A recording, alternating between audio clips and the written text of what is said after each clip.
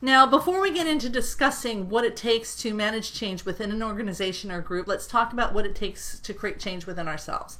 Change is hard. If it was easy, there wouldn't be a self-help market.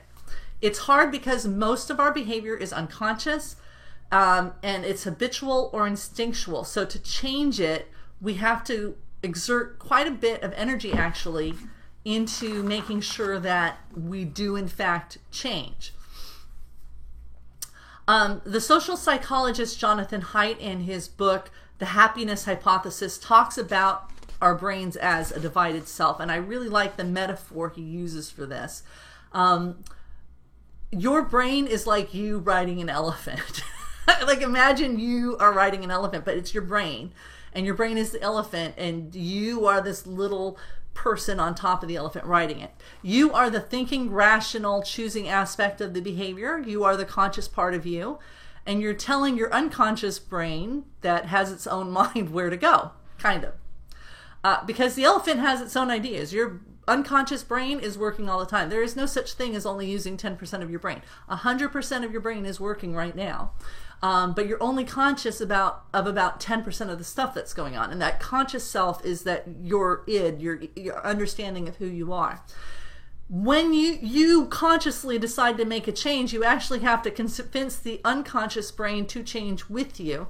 And that's a lot like riding an elephant and convincing an elephant. Now, if the elephant has its own ideas on where it wants to go and what it wants to do, you're going to have trouble. And that's why we have trouble changing. Your brain is made up of the rider and an elephant, and the rider is a very small portion of what's going on in that brain, and the rest of the brain is doing its thing without you being aware of it. Now, you have the ability to tell your elephant brain where to go through conscious choice, but it's an elephant, and if you tell this elephant to turn left and it thinks there's food on the right, it's going right. Right? So you can do it, but you do have to train the elephant to do it through rewards and reinforcements. If you really want your elephant brain to behave in certain ways, it's actually better to make those behaviors instinctual, and reward them so that the brain goes, oh, this is what I do. All right. When we return, so your conscious part of you is the rider of an elephant. The rest of your brain is the elephant. You have a small, depending on how you train your elephant brain, depends on how successful you are at creating change. And it's a trust issue too. It's almost like there's two selves in there. And one is conscious and the other one is the conscious you and the other one part is the rest of you that has its own ideas.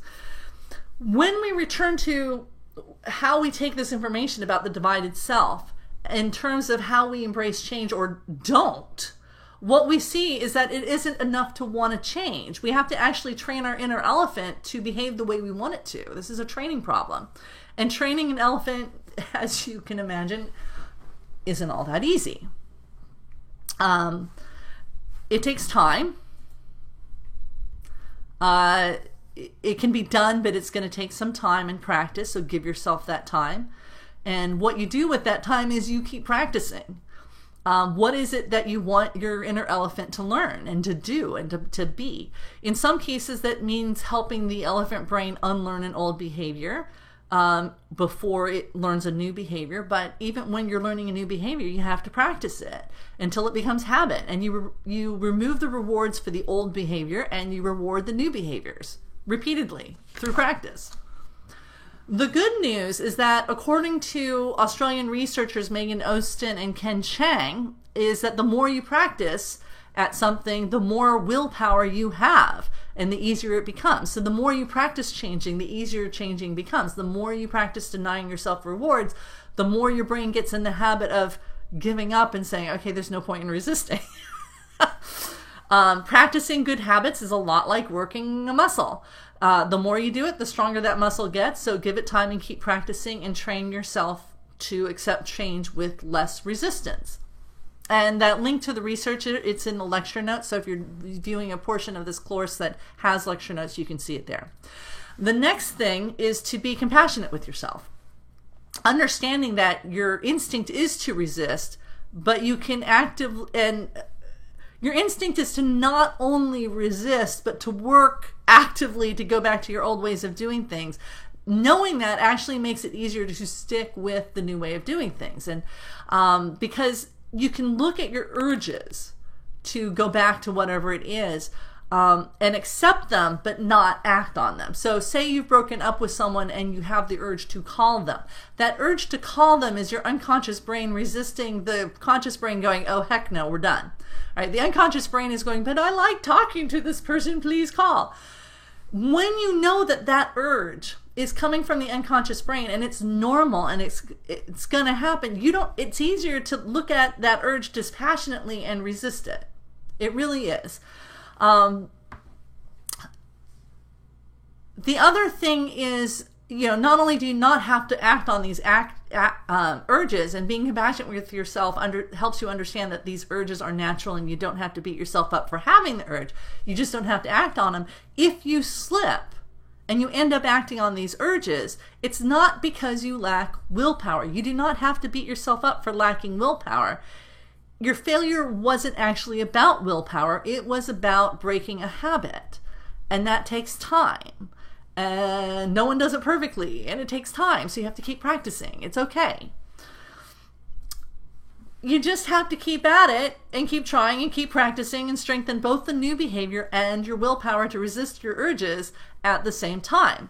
And eventually, if you give yourself the time and you dedicate to practicing the new behavior and you remove the temptation and the rewards for the old behavior, you will create change over time. For instance, I've lost about 10 pounds of weight recently, and it took me about a year to do it. And what I can tell you is that I've been giving myself time. I'm creating behavioral changes, and I do one thing at a time. I maybe cut out something and replace my sodas with water. Or if I'm drinking 3 sodas a day, I replace one of them with water, and then I replace 2 of them with water. Once these things become a habit, after about 30 days, I can cut something else out. The point is to create habits of good behavior that over time will lead to the weight loss. And taking a slower approach is what helped me to succeed. And most studies on dieting back up this approach, right? You can lose weight on a fad diet, but you're probably gonna gain that weight back and then some if you do it quickly as compared to an approach at weight loss that is a habit formation practice. So when you approach change as a matter of habit formation, you're aware that unlearning the habit is going to take time, replacing with a new habit is going to take time, and you're more likely to put in that time to habit formation and keep practicing if you understand that it is a matter of habit formation, and you're more likely to succeed at not reverting back to the old habits once you complete the change process. And this is the reason. And the reason for this is because taking the time to address both habit formation and new behavior reinforcement, you're going to have completed the extinction process as part of this approach.